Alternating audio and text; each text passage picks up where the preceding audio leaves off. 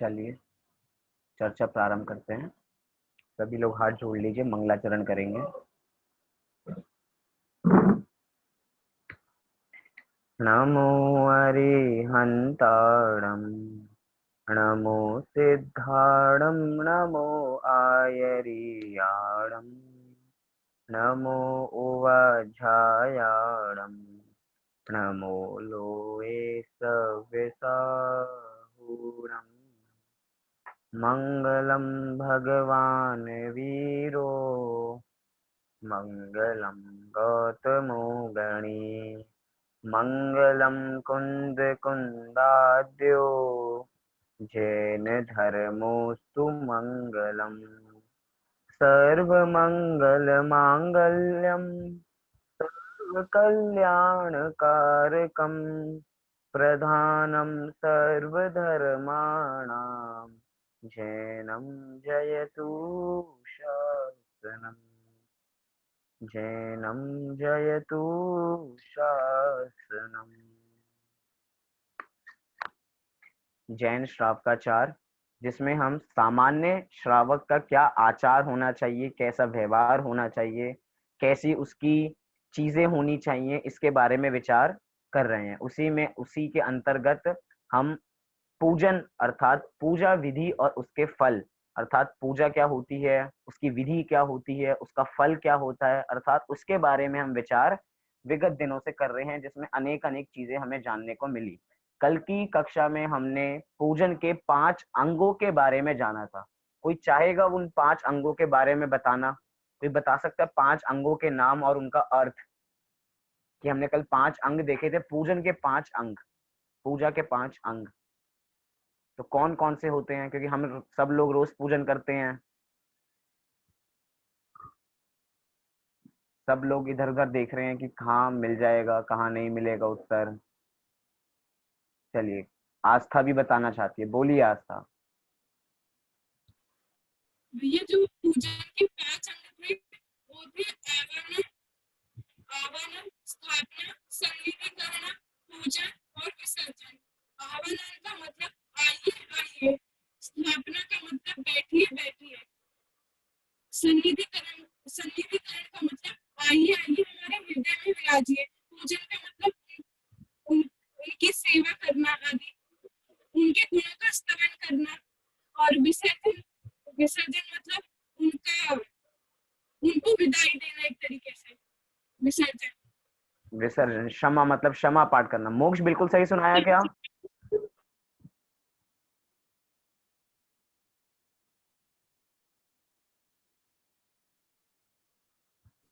भैया कुछ गलती तो नहीं हुई? लगता तो नहीं। चलो एक बार आप भी सुना दो फिर। कोई याद नहीं, मेरे को भी याद नहीं हुआ है। अभी याद नहीं हुए? चलिए एक बार रिपीट कीजिए, सब कुछ याद हो जाएगा। आवानन, आवानन, आवानन, आवानन, फिर अगला स्थापना, न स्थापना, न सन्निधिकरण, निधिकरण, सन्निधिकरण, निधिकरण, पूजा, पूजा और विसर्जन। विसर्जन। हो गया याद अब? हाँ, देखिए, आवानन, स्थापना, सन्निधिकरण, पूजन और विसर्जन। आनंद, आनंद, स्थापना, सन्निधिकरण, पूजन और विसर्जन। चलिए बहुत बढ़िया। इनके हमने कल अर्थ भी जाने थे कि आवानन अर्थात आइए आइए, स्थापना अर्थात विराजिए विराजिए, सन्निधिकरण अर्थात मेरे निकट आके विराजिए, थोड़ा और पास आके बैठिए।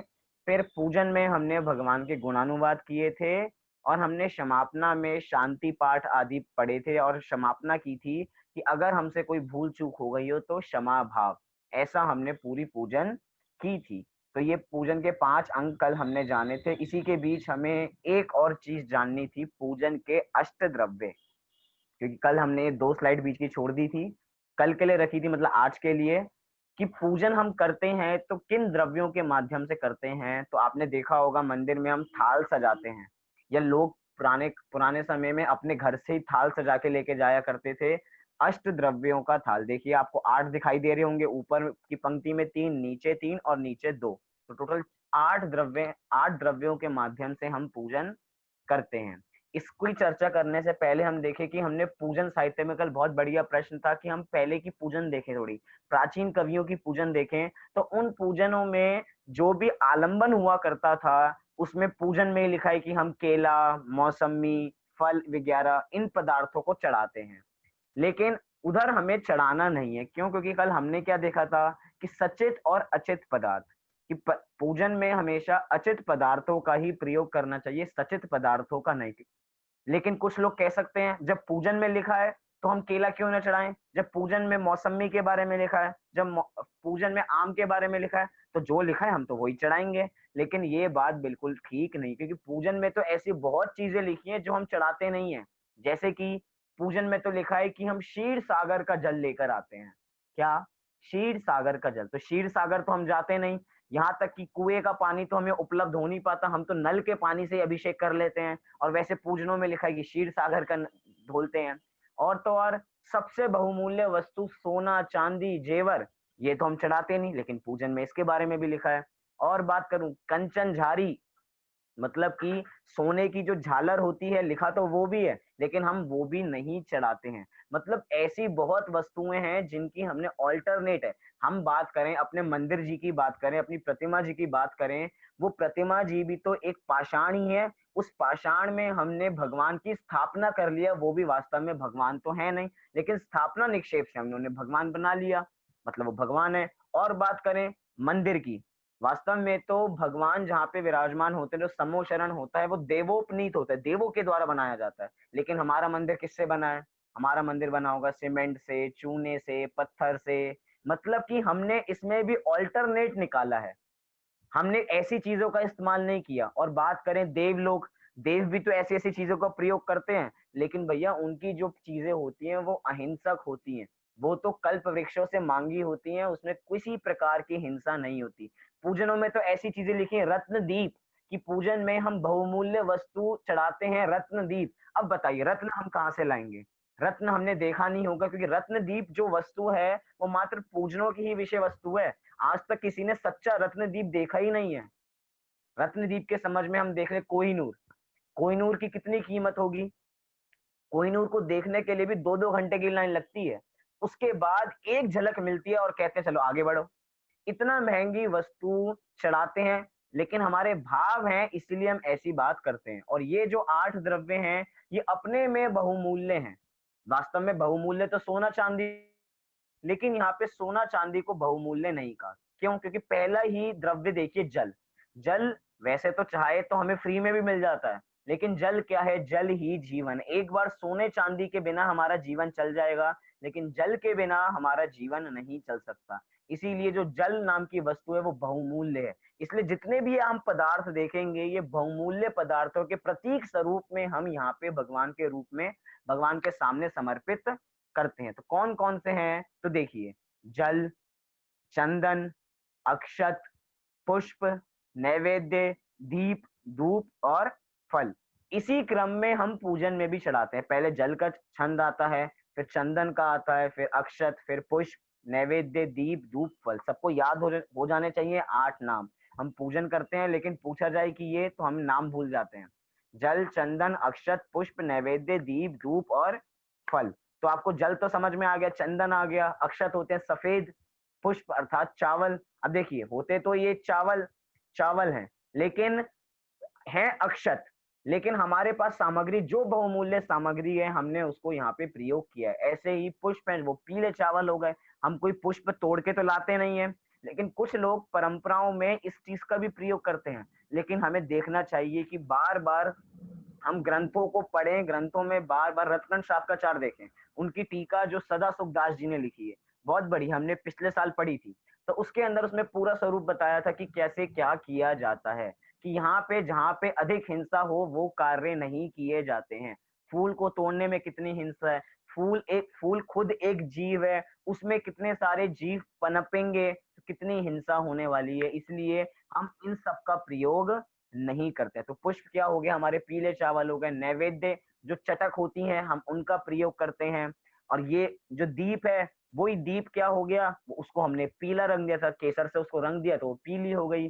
धूप के अंदर हम नारियल के छिलकों का प्रयोग कर लेते हैं या उसके साथ ही साथ लौंग का प्रयोग कर लेते हैं, और फल के अंदर हम सारी सामग्री को मिला लेते हैं और उसका हम प्रयोग करते हैं। तो ये है पूजन के अष्ट द्रव्य, इनसे ही पूजन की जाती है, इसी क्रम में पूजन की जाती है। अब हम जानते हैं कि जल चढ़ाने का प्रयोजन क्या है, जल हमने चढ़ाया क्यों, उससे क्या होने वाला है, हमें ये भी तो पता लगना चाहिए। हमने जल तो चढ़ा दिया लेकिन उसका फायदा क्या है, उसका प्रयोजन क्या है। तो हम पूजने रोज पढ़ते हैं, पूजनों में रोज हम अर्घ भी पढ़ते हैं। तो अर्घों में ही जल में लिखा कि जन्म, बुढ़ापा, मृत्यु के विनाश के लिए हम जल चढ़ाते हैं। क्या बोलते हैं, देव शास गुरुभ्यो जन्म जरा मृत्यु विनाशनाय, कि जन्म जरा अर्थात बुढ़ापा और मृत्यु के विनाश के लिए मैं जल समर्पित करता हूँ। मैं पूछना चाहता हूँ कितने सालों से पूजन कर रहे हैं हम, बहुत सालों से पूजन कर रहे हैं। क्या आपका जन्म जरा बुढ़ापा नष्ट हो चुका है, नहीं हुआ। तो उसके बाद भी हम जल चढ़ाते हैं, क्यों, क्योंकि वो जल एक प्रतीक के रूप में है कि जन्म जरा मृत्यु के विनाश के लिए। वास्तव में जितने भी द्रव्य हैं वो तो आलंबन मात्र हैं।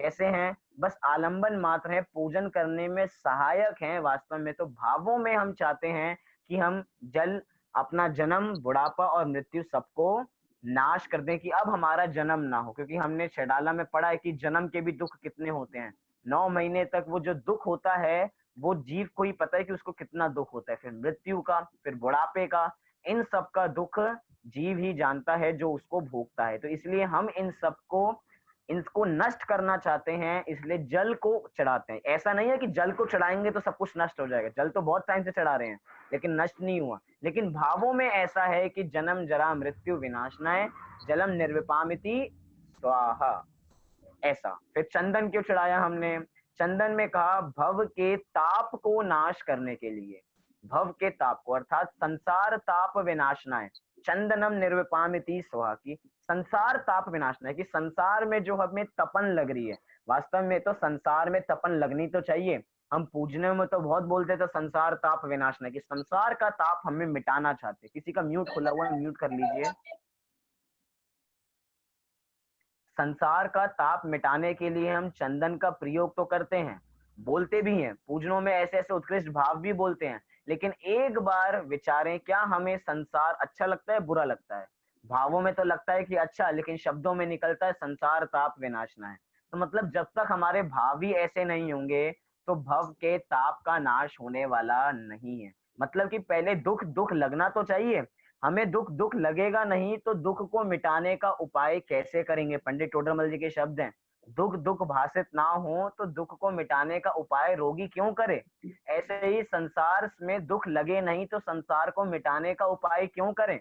भव में दुख लगता नहीं है, भव में तो सुख लगता है, तो उसको मिटाने का उपाय क्यों करें। लेकिन हम चंदन चढ़ाते हैं तो संसार ताप विनाशना है, कि संसार में जो तपन है, संसार का जो ताप है, संसार का जो दुख है, उसको नष्ट करने के लिए चंदन चढ़ाते। क्योंकि ताप क्या होता है, ताप होती है गर्माहट, और चंदन कैसा होता है, चंदन होता है शीतल, ठंडा। तो किसको, मतलब कि संसार के ताप को मिटाने के लिए चंदन जैसी शीतल वस्तु हम आपके सामने लाते हैं। मतलब छंदों में भी प्रयोग देखें, मतलब कि संसार का ताप, गर्माहट मिटानी है तो हे भगवान मैं आपके सामने चंदन जैसी शीतल वस्तु लाया हूँ। वास्तव में चंदन से शीतलता आने वाली नहीं है, शीतलता तो अपनी आत्मा को जानने से आने वाली है। लेकिन प्रतीक के स्वरूप में, क्योंकि वो भी ठंडा होता है, तो हमने उसको वहां पे प्रयोग किया है। देखा जाए तो चंदन की लकड़ी भी जलाई जाएगी तो उससे गर्माहट ही आएगी, लेकिन उसका स्वरूप अपने में कैसा होता है, उसका अपने में स्वरूप शीतलता प्रदान करने वाला होता है। अगला तीसरा होता है अक्षत, अर्थात सफेद चावल। तो क्या लिखा, अक्षय पद की प्राप्ति के लिए, अक्षय पद की प्राप्ति के लिए हम अक्षत का प्रयोग करते हैं। कई बार पूजन की पंक्तियों में ऐसे भी प्रयोग करते हैं कि हे भगवान मैं आपको अक्षत चढ़ा रहा हूं, अक्षत अक्षय पद की प्राप्ति के लिए। मतलब कि हे भगवान मैं अक्षत चढ़ा रहा हूं और आप स्वयं भी अक्षत हैं और मैं भी आपकी तरह अक्षत होना चाहता हूं, अर्थात अक्षय पद की प्राप्ति करना चाहता हूं। हम बोलते भी हैं अक्षय पद प्राप्त है निर्विपामति पूरा हम अर्घ पढ़ते हैं। तो क्या अक्षय पद, जो पद कैसा हो, अक्षय, जिसका क्षय नहीं हो सके, क्योंकि अब जो भगवान भगवान बन चुके हैं, अरिहंत जो अरिहंत बन चुके हैं, सिद्ध जो सिद्ध बन चुके हैं, अब वो वापसी आने वाले नहीं है। अब उनका पद कैसा हो गया है, उनका पद अब अक्षय हो चुका है। किसी का स्पीकर अभी भी खुला हुआ है, चलिए मैंने ही बंद कर दिया।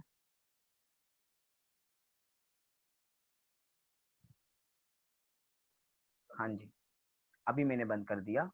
चलिए अगला है पुष्प।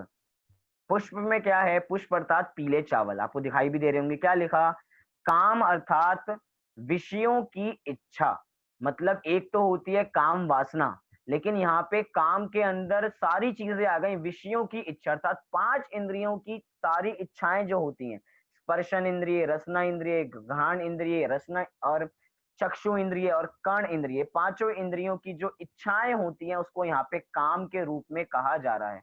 तो क्या कह रहे हैं कि काम रूपी रोग का नाश करने के लिए, क्या बोलते हैं, काम बाण विध्वंसनाए, कि काम रूपी जो बाण है वो अब नष्ट हो जाए, काम से विकार उत्पन्न होते हैं, पांच इंद्रियों की लोलुपता जागती है, तो उसको नष्ट करने के लिए हमने पुष्प चढ़ाया है। काम बाण विध्वंसनाए, रोग को मिटाने के लिए हमने पुष्प का प्रयोग किया है। जो हमारे रोग है, हमारे काम रूपी रोग है, उसको मिटाने के लिए हमने यहाँ पे पुष्प का प्रयोग किया है। तो यहाँ पे हो गए हमारे चार द्रव्य। अगले द्रव्य देखते हैं। अगला है नैवेद्य। क्या, नैवेद्य। नैवेद्य क्या है, चटक होती है गोले की, बिल्कुल सफेद, तो वो क्या है, किसके लिए चढ़ाई है हमने, शुदा भूख तृष्णा इच्छा का नाश करने के लिए हमने नैवेद्य चढ़ाई है, कि शुदा रोग विनाशनाय, कि शुदा रूपी रोग मिटाने के लिए हम नैवेद्य चढ़ाते हैं। मतलब कि बहुत लोग तो, हम पूजन में तो बोलते हैं शुदा रोग विनाशनाय, लेकिन उसके बाद ही तुरंत भूख लगने लग जाती है, पेट में चूहे दौड़ने लग जाते हैं, पेट में लड़ाई होनी चालू हो जाती है, भूख लग रही है, मतलब अर्घ चढ़ा रहे हैं शुदा रोग विनाशनाय, और कभी कभार वही शुदा हमें परेशान करने लग जाती है, पूजन करते समय परेशान करने लग जाती है। मतलब भावों में तो ये है कि शुदा भी एक रोग है, क्योंकि जब अरहंत भगवान 18 दोषों से रहित होते हैं तो उसमें एक रोग शुदा भी है, एक दोष शुदा भी है, तृष्णा भी है। तो ये सारे रोग हैं, ये सारे दोष हैं, जब तक ये नष्ट नहीं होंगे तब तक कुछ होने वाला नहीं है। मतलब कि जब तक ये खत्म नहीं होंगे, वास्तव में कोई भी जीव भूख की वजह से नहीं मरता है। क्या कहा, कोई भी जीव भूख की वजह से नहीं मरता है कि यहाँ पे तो खाना नहीं है इसकी वजह से वो मर गया। खाने की वजह से कोई कभी नहीं मरता। कैसे कह रहे हो खाने की वजह से नहीं मरता, आज इन लोगों को खाना नहीं मिला, आज किसी को 10 दिन खाना नहीं दिया जाएगा तो वो मर जाएगा, 20 दिन खाना नहीं दिया जाएगा तो मर जाएगा। तो खाने पे ही तो हमारा जीवन चलता है, हम खाते हैं तो तंदुरुस्त रहते हैं, नहीं खाते हैं तो मर जाएंगे। लेकिन खाने पे अपना जीवन आधारित नहीं है। अगर खाने पे ही जीवन आधारित होता तो वो नारकी जीव जिनकी इतनी लंबी लंबी आयु है, 10,000 मिनिमम आयु, 10,000 वर्ष की मिनिमम आयु, और उत्कृष्ट आयु 33 सागर की आयु, 33 सागर मतलब कितना बड़ी आयु हो गई, हमारे लिए तो 10,000 ही कितना बड़ा है। 10,000 वर्ष की आयु में उनको भोजन का एक कण नहीं मिलता, उसके बावजूद भी वे 10,000 वर्ष जीते हैं। क्यों जीते हैं, क्योंकि उनका उनके साथ आयु कर्म है। मतलब कि जब तक आयु कर्म रहेगा तब तक जीवन रहेगा। मतलब ये नहीं कि जब तक खाना मिलता रहेगा तब तक हमारा जीवन बना रहेगा। खाने पे जीवन आधारित नहीं है। अगर खाने पे आधारित होता तो नारकी जीव जल्द ही मर जाते, क्योंकि उनको तो कुछ नहीं मिलता। और क्या लिखा कि अगर मिल जाए तो 3 लोग की सामग्री भी कम पड़ जाए उनको खाने के लिए, इतनी भूख लगती है। इतनी भूख लगने पे भी एक कण उनको खाने के लिए नहीं मिलता। मतलब कि भूख हमारा वास्तव में रोग नहीं है, जिसको हमने रोग बना रखा है। खाने की वजह से हम परेशान नहीं होते हैं। मतलब कि एक तो होते हैं हम मेंटली परेशान, यहाँ पे हम बात कर रहे हैं हम हैं मेंटली परेशान वास्तव में, कि हमें खाना नहीं मिलेगा तो हम मर जाएंगे, लेकिन खाने पे हमारा जीवन आधारित नहीं है। तो यहाँ पे हम नैवेद्य चढ़ा रहे हैं शुदा रोग विनाशनाय, कि ये जो भी थोड़ी हमें परेशानियां लगती भी हैं, जो वास्तव में परेशानी नहीं है, लेकिन जो परेशानी हमें लगती भी है शुदा की, वे भी नष्ट हो जाएं, जिससे हम आपकी पूर्ण रूप से भक्ति कर सकें, अपनी आत्मा की आराधना कर सकें। इसलिए हम नैवेद्य को चढ़ाते हैं। अगला क्या है, दीप अर्थात पीली चटक। उसमें क्या, आत्मा के अज्ञान अंधकार के लिए, अर्थात आत्मा के अज्ञान अंधकार के लिए, अर्थात मोह रूपी अंधकार, मोहांधकार विनाशनाय दीपम निर्विपामिति स्वाहा। कितनी बार अर्घ पढ़ लिया कि मोह रूपी अंधकार को मिटाने के लिए हम दीप चढ़ाते हैं। पता ही नहीं, अगर दीप को इकट्ठा किया जाए, पूरे जब से हम पूजन करते आ रहे हैं पूरे दीप को इकट्ठा किया जाए पूरे जन्मों के, कितने कमरे भर जाएं, इतने दीप हम चढ़ा चुके, लेकिन उसके बावजूद भी हमारा मोह रूपी अंधकार, मोह रूपी अज्ञान नहीं मिटा। मतलब कि दीप एक बार को आश्रय तो हो सकता है, साधन तो हो सकता है, मतलब कि हमें पूजन में भावों को स्थिर करने के लिए, लेकिन मोह रूपी अंधकार तो अपनी आत्मा को जान के ही होगा। बहुत लोग जो कहते हैं कि पूजन में ही धर्म है, कि पूजन को करने से ही धर्म होता है, हमने एक पूजन कर ली तो हम धर्मात्मा हो गए, कि भैया कुछ धर्म किया करो। अरे धर्म तो अभी करके आए ना, मंदिर में पूजन करके आए, कितना बड़ा हमने विधान रचवाया है, 4 दिन का विधान था, इतने लोग आए थे, कितना बड़ा महोत्सव था। भैया उससे सम्यक दर्शन होने वाला नहीं है। सम्यक दर्शन किससे होगा? सम्यक दर्शन तो अपनी आत्मा को जानने से ही होगा। चाहे हम कितने से बड़े बड़े शिविर लगा ले, चाहे कितने से कितने बड़े बड़े उसमें बहुत सारे बच्चे पढ़ लें, कितना ही कुछ हो जाए, लेकिन सम्यक दर्शन में वो कार्यकारी तो हो सकता है, लेकिन सम्यक दर्शन तो हमें अपनी आत्मा को जान के ही करना पड़ेगा। बिना उसके जाने सम्यक दर्शन होने वाला नहीं है। जो लोग कहते हैं कि पूजा पाठ में धर्म है, एक बार उनको भी सोचना चाहिए, विचारना चाहिए, क्या पूजन पाठ में ही धर्म है? ये मोह रूपी अंधकार का छंद कितनी बार पढ़ चुके, अलग अलग पूजनों में पढ़ चुके, उसके बाद भी मोह रूपी अंधकार कम नहीं हुआ बल्कि बढ़ता जा रहा है। क्या मोह रूपी अंधकार कम ना होके बल्कि बढ़ता जा रहा है, बढ़ता जा रहा है, बढ़ता जा रहा है। इसलिए एक बार विचारने की आवश्यकता है कि हम दीप चढ़ा रहे हैं तो उसकी सार्थकता होनी चाहिए। हम अपनी बहुमूल्य वस्तु को समर्पित कर रहे हैं तो हमें अमूल्य वस्तु चाहिए। क्या? बहुमूल्य वस्तु समर्पित करके अमूल्य वस्तु की प्राप्ति होनी चाहिए। फिर अगला छंद क्या है अपना? धूप का छंद। धूप अर्थात क्या? वो सनलाइट वाली धूप? तो ऐसा नहीं, क्या है? आत्मा के साथ अनादि से चले आ रहे 8 कर्मों के नाश के लिए हम धूप को चढ़ाते हैं, अर्थात अष्ट कर्म धैनाय धूपम निर्विपामिति स्वाहा, कि 8 कर्मों के नाश के लिए। मतलब हम तो, हमारे 8 कर्म तो कितनी बार नष्ट हो चुके होंगे, हम कितनी बार पूजन कर चुके, एक बार पूछा जाए तो कितनी बार पूजन कर चुके, तो कितनी बार 8 कर्म नष्ट कर चुके। मल्टीप्लिकेशन करेंगे तो पता ही नहीं, इतने तो कर्म नहीं होंगे जितने हमने नष्ट कर दिए बार बार पूजन पढ़ पढ़ के। लेकिन 8 कर्मों का नाश कैसे होगा? मैं पूछना चाहता हूँ अरहंत और सिद्ध ने, हमारे जिन्होंने 4 घाती कर्मों का अभाव कर दिया, ऐसे अरहंत भगवान ने कितनी धूप चढ़ाई होगी अपने कर्मों को नष्ट करने के लिए? सिद्ध भगवान ने कितनी धूप चढ़ाई होगी अपने 8 कर्मों के नाश करने के लिए? एक बार थोड़ा उनका स्वरूप देखें तो पता लगे, उन्होंने एक धूप अपने जीवन में नहीं चढ़ाई और उनके 8 कर्म नष्ट हो चुके। मतलब जिसको आज तक हम आलंबन माने हुए थे कि धूप को चढ़ाने से ही 8 कर्म नष्ट होते हैं, वास्तव में उससे 8 कर्म नष्ट नहीं होते। ये बार बार कह रहे हैं, ये तो एक प्रतीक स्वरूप है, ये तो एक प्रतीक के रूप में है कि इसके माध्यम से हम अपनी भावना प्रकट कर रहे हैं कि हम 8 कर्मों को नाश करना चाहते हैं। इसको चढ़ाने से 8 कर्म नष्ट नहीं होते हैं। भाषा देखो यहाँ पे भी ऐसी लिखी है, भाषा लिखी भी ऐसी जाएगी, लेकिन भाषा के पीछे छुपा हुआ अर्थ हमें समझना पड़ेगा। लिखा तो ये है कि आत्मा के साथ अनादि काल से चले आ रहे 8 कर्मों के नाश के लिए धूप चढ़ाई है, लेकिन उसके बावजूद भी जो हमने धूप चढ़ाई है उससे 8 कर्मों का नाश होने वाला नहीं है। तो क्या हम झूठ बोल रहे हैं? तो ऐसा क्यों लिखा? ऐसा नहीं लिखते कि 8 कर्मों के नाश। भैया प्रतीक के स्वरूप में भावनाएं समझनी चाहिए, हमारे हृदय की भावना क्या है। जैसे शब्द होते हैं, शब्दों की भी अपनी इंपॉर्टेंस होती है। शब्द जैसे होंगे वैसे ही उसका अर्थ होगा, वैसे ही उसका भाव होगा।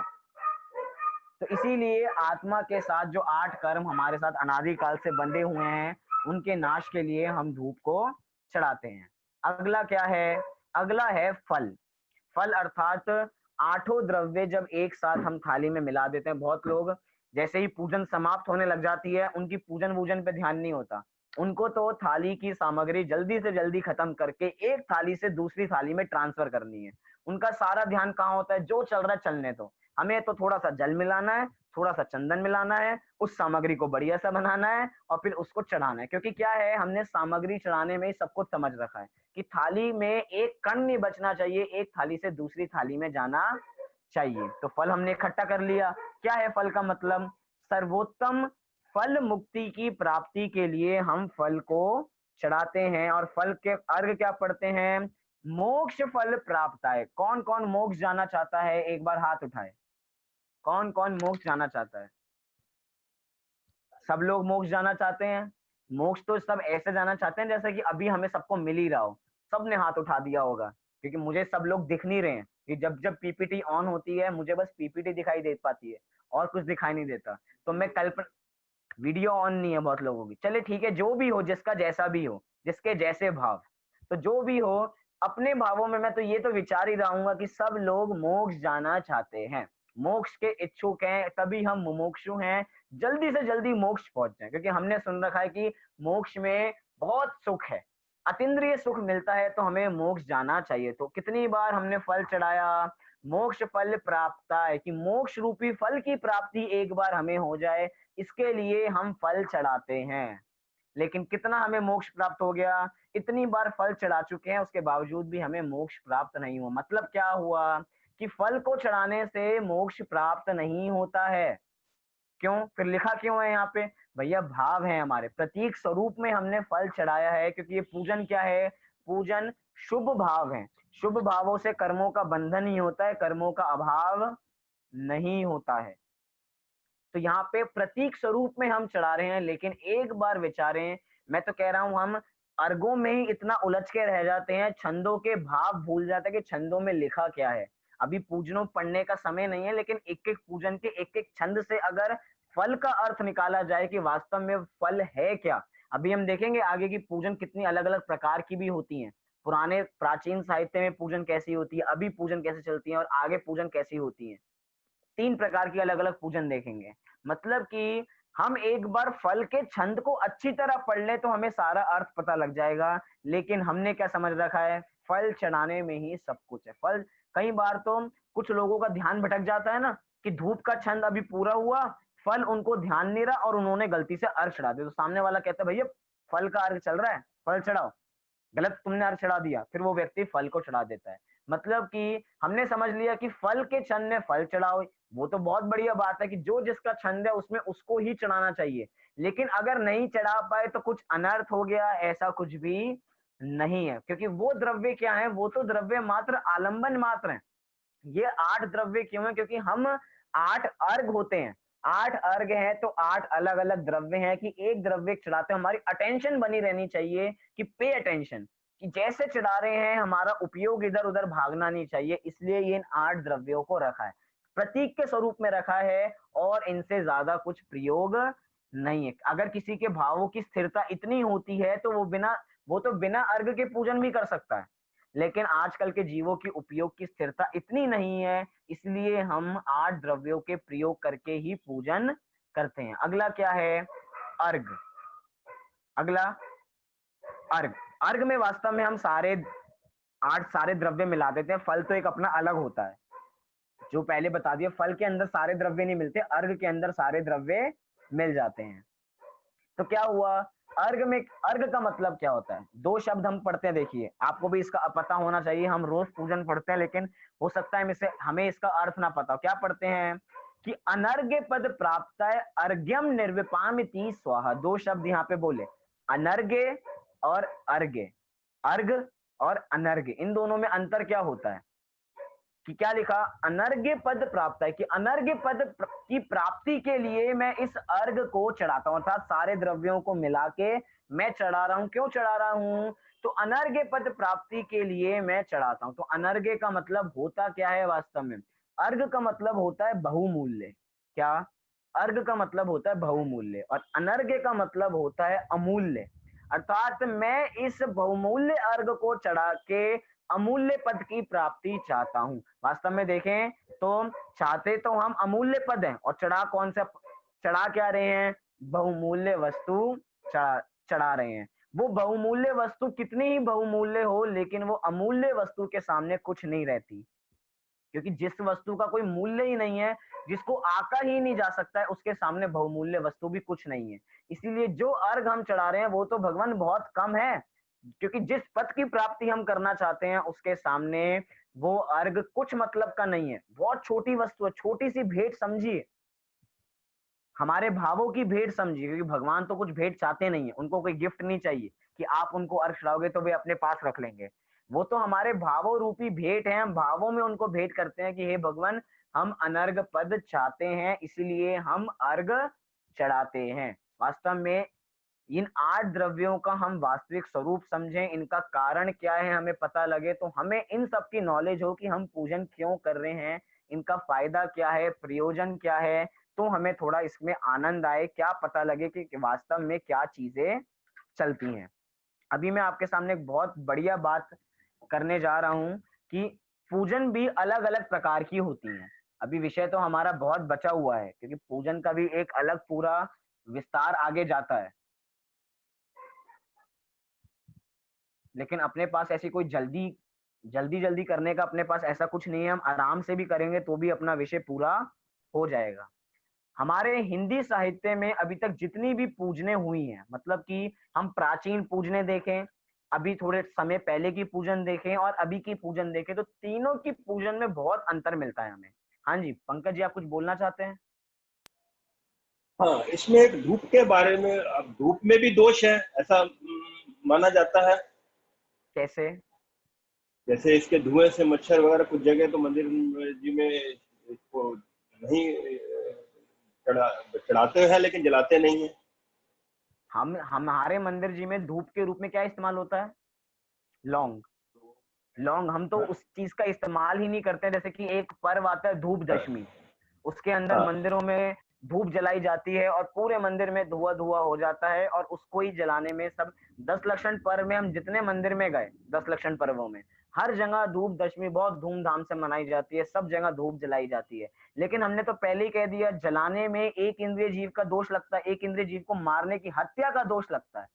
मतलब कि एक संगी पंचेंद्रिय, जैसे संगी पंचेंद्रिय को मारने में आपकी जेल हो जाती है ना, ऐसे ही एक इंद्रिय जीव की हत्या करने में भी हमें नरकों की जेल हो सकती है, हमें निगोदों की जेल हो सकती है। तो हम तो हिंसा का काम करते ही नहीं है। हम धूप के रूप में किसी और वस्तु का प्रयोग करते हैं, हिंसक मूलक वस्तुओं का प्रयोग नहीं करते। कभी कभार उसके साथ अखरोट इस्तेमाल कर लेते हैं, या जो एक फल बादाम का इस्तेमाल कर लेते हैं, मतलब बिल्कुल अहिंसक वस्तुओं का इस्तेमाल करते हैं, हिंसक वस्तुओं का इस्तेमाल नहीं करते। क्योंकि पहले भी कहा कि एक चीज बहुत बढ़िया, कि जैन दर्शन में क्रिया कांड का निषेध तो किया है। क्या कहा? जैन दर्शन में क्रिया कांड का निषेध किया, लेकिन क्रिया का निषेध नहीं किया। मतलब कि जो कोरी क्रिया कांड में धर्म समझते हैं कि धूप जलाने से ही सारे कर्म हमारे जल जाएंगे, कितनी धूप जला चुके, लेकिन उसके बावजूद भी हमारा कुछ नहीं हुआ, कर्म टस से मस नहीं हुए। मतलब कि धूप को जलाने में वास्तविक धर्म नहीं है। हम क्रियाओं का निषेध नहीं कर रहे, लेकिन क्रिया कांड का निषेध जरूर करते हैं कि कोई क्रिया कांड में धर्म नहीं है। हम धर्म को समझें, आत्मानुभूति हो, और उसके साथ ज्ञानी जीवों की जो पूजन होती है, ज्ञानी जीवों की पूजन को आदर्श बनाए, तो हमें समझ में आए कि वास्तविक पूजन होती क्या है। बोलिए आस्था। भैया मैंने आटे के मुर्गे की कहानी सुनी थी। उसमें वो आटे का मुर्गा काटते हैं, लेकिन वो ये सोच के काटते हैं कि मैं मुर्गा ही काट रहा हूँ। तो अभी आपने जो बताया पुष्प, उसमें हम पीले चावल चढ़ाते हैं, लेकिन हम भावों में तो ये रख के चढ़ाते हैं ना कि हम पुष्प चढ़ा रहे हैं। चलिए, बहुत बढ़िया तो प्रश्न भैया आस्था बल का। किसका लगेगा? बहुत बढ़िया प्रश्न कि आपने कहानी सुनी होगी आटे के मुर्गे की, कि एक व्यक्ति ने आटे का मुर्गा काटा, और क्या सोच के कि मैं असली मुर्गा काट रहा हूं, उसके भावों में तो यही था। तो हमारे भावों में क्या है कि हम हिंसक वस्तुओं का इस्तेमाल तो करते नहीं है, पुष्प का हम इस्तेमाल करते नहीं है, तो पुष्प के रूप में हमने पीले चावलों का प्रयोग कर लिया। लेकिन हमारे भावों में क्या है कि हम पुष्प ही चढ़ा रहे हैं। लेकिन एक बार विचारे, वो हमारे पुष्प कैसे हैं? हमारे पुष्प वो हिंसक पुष्प नहीं है। जैसे जिस प्रकार के देवलोग पुष्प इस्तेमाल करते हैं, वो देवलोग कौन से पुष्प इस्तेमाल करते हैं? वो देवलोग हिंसक पुष्प इस्तेमाल नहीं करते जिसमें हिंसा होती है, क्योंकि वो कल्प वृक्षों के द्वारा होते हैं, वो बिल्कुल निर्जीव होते हैं, उसमें जीव नहीं होते हैं। रत्नों के पुष्प होते हैं, रत्नों के पुष्प। कैसे पुष्प? सोचे, कल्पना करके देखो एक बार, रत्नों के पुष्प, कि एक रत्न इधर लग रहा है, एक रत्न इधर लग रहा है, एक रत्न इधर लग रहा है। हमारे मंदिरों में जितने चित्र लग रहे होंगे प्रतिमा जी के पीछे, हमारे पहले मंदिर में, अभी तो दूसरा काम हो गया, लेकिन ऊपर शांतिनाथ भगवान के पीछे कुछ और काम हो रहा था। वहां पे विमान जा रहे थे, और विमानों के द्वारा ऊपर फूल गिराए जा रहे थे। और फूल किस कलर के थे? वो फूल अपने जो लौकिक हमें दिखते हैं, कमल जैसा होता है, अपने पिंक कलर का था। लेकिन वो पुष्प ऐसे नहीं होते हैं, क्योंकि हमें दिखाने का, कैसे दिखाएं उसको, दिखाने का कोई जरिया नहीं है, इसलिए दिखाया उसके जरिए में जाता है। लेकिन अपने भावों में तो यही होता है कि हम अहिंसक वस्तु ही चढ़ा रहे हैं, क्योंकि भावों की प्रधानता है ना। हम हिंसक को चढ़ाने की हमारी भावना ही नहीं है। मतलब आटे के मुर्गे में तो उसकी भावना थी कि मैं मुर्गे को ही मार रहा हूं, तो हमारी भावना नहीं है कि हम जीवों की हिंसा कर रहे हैं। पुष्प को चढ़ा रहे हैं, लेकिन नाम उसका पुष्प है, लेकिन वास्तव में वो वैसा पुष्प नहीं है। तो हमारे भाव तो यही है कि हम अहिंसक वस्तुओं का इस्तेमाल करते हैं। चलिए, आस्था आपका प्रश्न हुआ? हाँ जी भैया। चलिए ठीक है, बहुत बढ़िया प्रश्न था, ये आना चाहिए था। आस्था ने किया, मतलब सबके साथ वो प्रश्न घटित हो गया, सबको आ गया होगा समझ में। अब आइए थोड़ा एक विषय के बारे में और जानते हैं 5 मिनट में ही बस, कि पूजन साहित्य में बहुत सारे पूजनकार हुए हैं जिन्होंने प्राचीन पूजने लिखी हैं, बहुत सारे आचार्य हुए हैं जिन्होंने प्राचीन पूजन लिखी है, और अलग अलग तरीके की पूजन रची है। मतलब कि 3 प्रकार की हम पूजनों को डिवाइड कर सकते हैं। कैसी? 3 प्रकार की पूजन। सबसे चलते हैं प्राचीन पूजन, जो बहुत पहले की पूजन हुआ करती थी। मतलब एक प्रकार की पूजन में कैसा प्रयोग किए जाते थे। पहले पुरानी पूजनों में ऐसे प्रयोग किए जाते थे, उसमें जिसका छंद है, ध्यान से देखिए, हमें थोड़े कैटेगराइज करना पड़ेगा।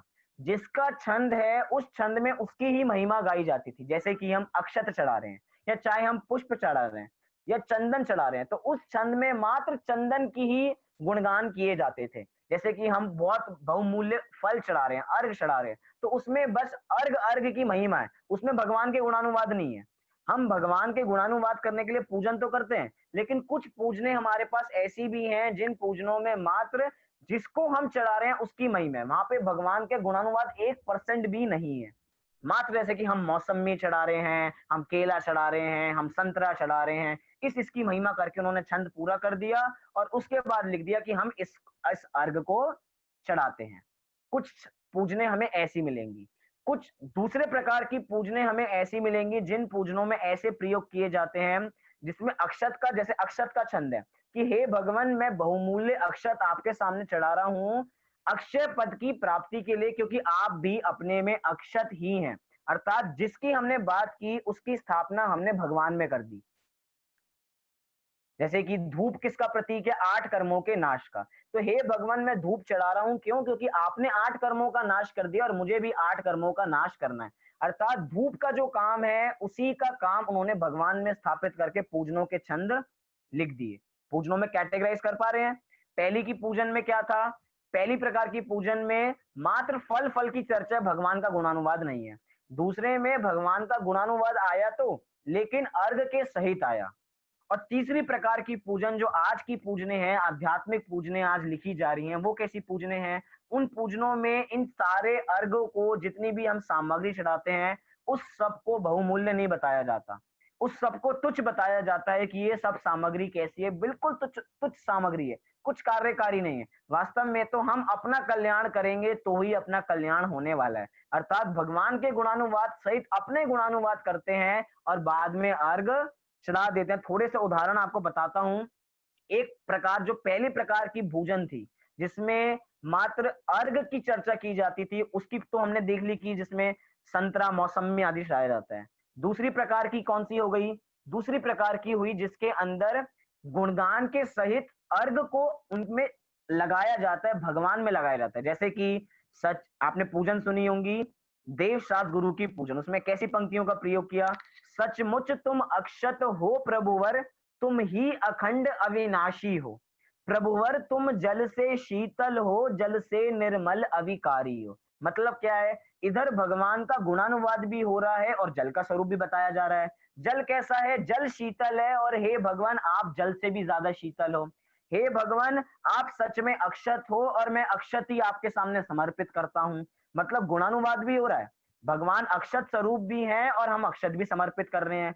और तीसरी प्रकार की हम पूजन कहें जिसमें मात्र गुणगान किया जाता है, जैसे कि बहुमूल्य जगत का वैभव ये, क्या हमको सुखी बना सकता, अरे पूर्णता पाने में इसकी क्या है आवश्यकता।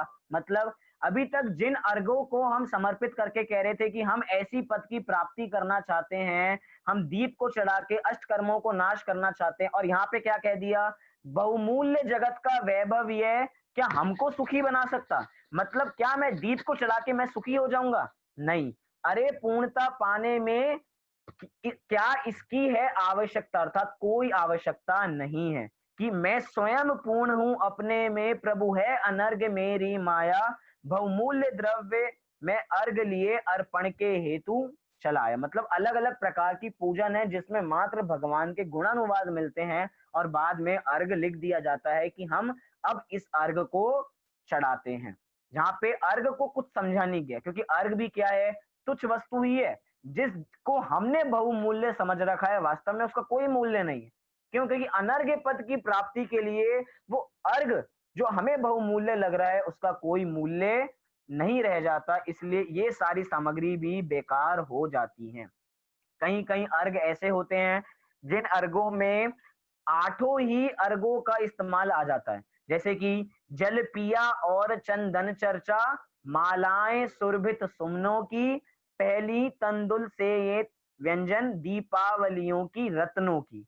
मतलब कि फिर आगे सुरभि धूपायन की फैली, शुभ कर्मों का फल, शुभ कर्मों का सब फल पाया, आकुलता फिर भी बनी रही, क्या कारण था मैं जान नहीं पाया। मतलब इन छंदों में 8 अर्घों का भी प्रयोग कर दिया, यहाँ पे जल का प्रयोग कर दिया, चंदन का प्रयोग कर दिया, अक्षत का, धूप का, सारे अर्घों का प्रयोग कर दिया, और अंत में क्या बताया, इसके माध्यम से कुछ होने वाला नहीं है। वास्तव में तो इनके से आकुलता ही बने रहने वाली है। वास्तव में अनाकुलता तो अपनी आत्मा को जानने से ही आने वाली है। तो ये अलग अलग प्रकार की, अलग अलग काल में, अलग अलग समयों में ऐसी ऐसी विभिन्न प्रकार की पूजने लिखी गई हैं। तो हम भी अगर हम पूजनों पे भी पीएचडी करें कि ये पूजन किस प्रकार की है, इसमें क्या मैटर लिखा गया है, इसमें क्या मैटर लिखा गया है, तो हमें पूजन साहित्य में भी बहुत विस्तार मिलेगा। तो हम जितना जाने उतना कम है। तो अब आगे की कक्षा में, कल अंतिम कक्षा होगी पूजन, पूजा विधि और फल की, फिर आगामी विषय हम आगे बढ़ाएंगे। तो कल के में हम पूरे विषय की चर्चा करेंगे कि वास्तव में पूजा का फल क्या है, हम 8 द्रव्य क्यों चढ़ाते हैं, किसके प्रतीक स्वरूप चढ़ाते हैं, और क्या है, रात्रि में पूजन क्यों नहीं करनी चाहिए, 8 द्रव्यों से ही क्यों, क्या 1-2 द्रव्यों से पूजन नहीं हो सकती।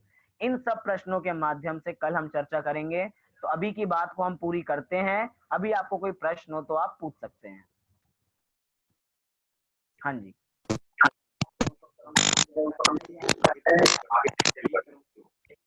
चलिए, 8 द्रव्यों का यही क्रम क्यों है, इसके बारे में भी हम कल जानेंगे। लेकिन क्रम तो हमें कुछ ना कुछ सेट करना ही पड़ेगा ना, बिना क्रम के हम कैसे चल सकते हैं। मैं आपसे 7 तत्व पूछता हूँ, आप 7 तत्वों के किसको नाम याद है? सबको याद है? तो 7 तत्वों के नाम हम ऐसे ही क्यों सुनाते हैं? जीव, अजीव, आश्रव, बंध, संवर, निर्जरा, मोक्ष। कोई ना कोई क्रम तो किसी ना किसी वस्तु को देना ही पड़ेगा, और उस क्रम को देने का औचित्य भी होता है। जैसे कि मोक्ष फल प्राप्त है हमने सबसे अंत में रखा है, मोक्ष को हम पहले नहीं रख सकते। अगर मोक्ष को हम पहले रख लेंगे और बाद में 8 कर्मों का नाश करेंगे तो कैसे काम चलेगा? पहले हमने 8 कर्मों का नाश किया और उसके बाद हमने मोक्ष फल प्राप्त है, फिर मोक्ष की प्राप्ति की। उससे पहले हमने जल से हमने अपनी जन्म जरा मृत्यु को थोड़ा कम कर दिया, खत्म कर दिया। फिर संसार में जो इतना ताप था उसको कम कर दिया। कल और विस्तार से इसके बारे में जानेंगे, लेकिन इसका भी एक अपना क्रम है, इसी क्रम से पूजन करनी चाहिए। चलिए, अभी किसी और को कोई प्रश्न हो तो आप भी पूछ सकते हैं।